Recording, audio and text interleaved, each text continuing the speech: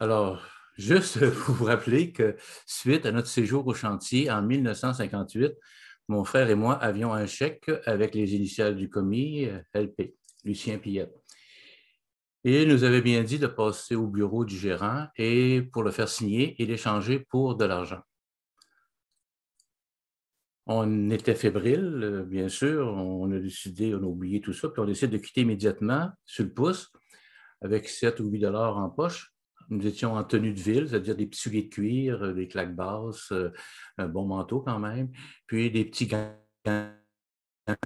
Il faisait au moins 20 degrés Celsius. Alors, en pensant échanger notre chèque dans une banque lorsque nous arriverons à Hearst. Mais ça ne s'est pas passé comme ça. Alors, nous avons dû marcher toute la nuit sans qu'une voiture puisse nous faire monter. Bon, quelques-uns sont arrêtés, mais il y avait de la place seulement pour une personne, alors pour les deux en même temps, on ne voulait pas se séparer, bien sûr. Alors, on marchait chacun de notre côté de la route. Puis, au milieu de la nuit, René se dirige vers un abri au bord du chemin. Je fais de même. Nous sommes restés là quelques minutes, sans se parler. Alors, encore aujourd'hui, je ne comprends pas comment se fait-il qu'on ne se soit pas parlé. Enfin, je retourne sur la route et René fait de même. Je crois que nous étions ankylosés. Puis un camion arrête, un petit pick-up. On nous fait monter dans la boîte en arrière, puis on fait quelques kilomètres, quelques milles, et on nous laisse dans un campement autour de 5 heures du matin. Il y avait une faible lueur dans la coquerie, c'est-à-dire la cuisine. Le cuisinier était probablement en train de préparer le déjeuner. Nous étions tellement épuisés qu'il a fallu monter les marches à genoux. Je me souviens d'avoir frappé dans le bas de la porte et le cuisinier ouvre et m'aide à entrer. Bon, il m'installe dans une chaise, il fait de même pour mon frère. Et après le déjeuner des travailleurs, il nous sert un bon déjeuner. Et nous avons passé une partie de la journée allongés, assis dans la chaise. Mais vous savez, la jeunesse se récupère facilement et rapidement. Et nous sommes repartis sous le pouce en fin d'après-midi. Une voiture nous a fait monter, on s'est rendu à Hearst, quelques milles plus loin, et nous avons passé la nuit à la gare des chemins de fer. Bon, le lendemain, nous sommes allés à une banque pour échanger notre chèque en pensant s'acheter un billet pour prendre le train. Impossible. Le chèque devait être contresigné. Donc, on n'avait pas d'argent. Puis, il nous restait quoi? 7-8 dollars, j'imagine, me semble. Alors, on s'est acheté un petit gâteau puis une liqueur chacun. Bon, on a fait à peu près 200 kilomètres cette journée-là. On n'a pas passé la nuit dans le chemin. Nous étions à Cochrane, une petite ville, en fin d'après-midi. Alors, il fallait trouver un endroit pour dormir. Alors, nous avons frappé à quelques portes, mais un couple nous a hébergés pour la nuit. Et nous avons eu un bon déjeuner le lendemain matin. Ensuite, nous avons repris la route. Et là, ce fut notre plus belle journée parce qu'un camionneur, un gros truck, là, nous a amenés jusqu'à Sudbury. Il nous a même payé un petit lunch pour le dîner. Et à Sudbury, nous avons passé la nuit à la gare. Bon, le lendemain matin, nous avions faim, malgré notre petit lunch de la veille, là. Alors, nous sommes entrés dans une maison pour demander un peu de nourriture et expliquer notre condition, qu'est-ce qui se passait. Bon. La dame nous a accueillis avec compréhension, mais son mari, même s'il parlait anglais, était dans une pièce à côté. On ne l'a pas vu. Mais il lui disait de nous faire sortir, qu'on était des paresseux, qu'on aille travailler. Bon. Mais elle nous a quand même servi un petit œuf à coque dans une coupe spéciale. Vous savez, les petites coupes que nous, on ne connaissait pas ça. Là.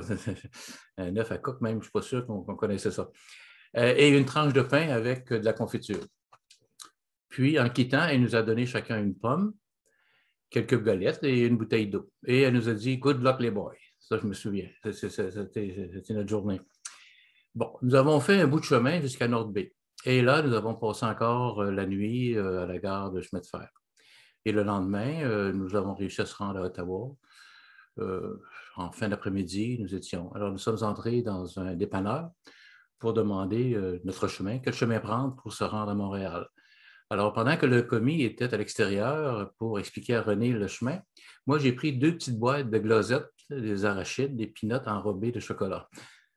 Ça se vendait probablement autour de 8-10 cents, là. chaque boîte. Bon, on a bien sûr, après qu'on a quitté, on a dégusté nos petits chocolats. Et moi, je dois vous dire que j'ai eu ce petit larcin sur la conscience très, très longtemps. Bon, et là, on s'est séparés. René est parti le premier. Moi, j'ai fait quelques milles de plus, une quinzaine de milles. Alors, je suis arrêté on m'a laissé dans un petit village à l'est d'Ottawa. Et là, ben, j'ai rejoint le chef de police. Il m'a bien accueilli et a accepté même de me faire coucher en prison dans une cellule attenante au garage municipal. Bon, c'était une espèce de banquette là, avec une chaudière à côté. Puis le lendemain matin, il est venu m'ouvrir vers 7 heures et il m'a amené à la maison pour un petit déjeuner. Alors, j'ai quitté pour Montréal et au milieu de l'après-midi, j'étais rendu chez la sœur de mon père, ma tante Fonsine. René était déjà rendu. Il est arrivé la veille. Nous sommes restés là quelques jours parce que, bon, il y a eu une tempête, puis nous étions bien, nous étions en sécurité.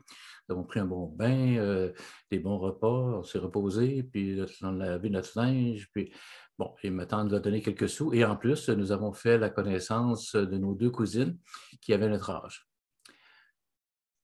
Ensuite, on quitte chacun de notre côté pour le bas du fleuve. C'était le 13 février au matin. Moi, je suis arrivé à la maison le soir même et René était arrêté à Saint-Launant. Et au bout de quelques jours, nous avons communiqué avec M. Piette. Il lui avons expliqué notre mésaventure et il nous a fait parvenir notre scie mécanique quelques jours plus tard. Pour quelques-uns d'entre vous, cela peut sembler surréaliste, mais c'était ici que j'ai vécu ce début de février 1958. Ça a été pour moi l'occasion de vivre des expériences humaines, des rencontres avec des gens et dans des situations vraiment spéciales.